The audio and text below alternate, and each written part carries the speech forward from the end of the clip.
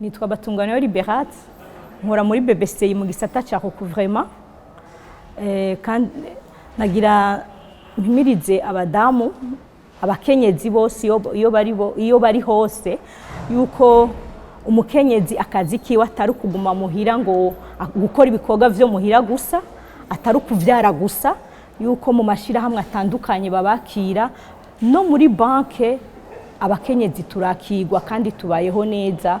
Abakenyezi muri banke ntibadukumira. Banke BBC ntikumira abakenyezi, ibakirana akanyamuneza, ibakirana igishika. Niyo mpamvu mubona turi ngaha.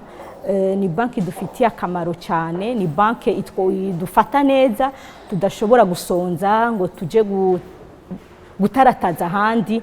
Turi muri banke iratumenya, kandi banke BBC ntiyanka umukenyezi ashobora kwiyungunganya mu bindi hirya no hino. Ego umva turafise n'ibindi twoba dukora apa akazi ka banke bituma twiyungunganya mu buzima bwa misi yose. Rero banke iradukwega cyane, kavuga ati abakenyezi murashoboye, kandi turazi ko abakenyezi turashoboye gukora ubuzi bubiri, turashoboye kwiyungunganya hirya no hino kugira duteze imbere imiryango yacu natwe. Murakoze.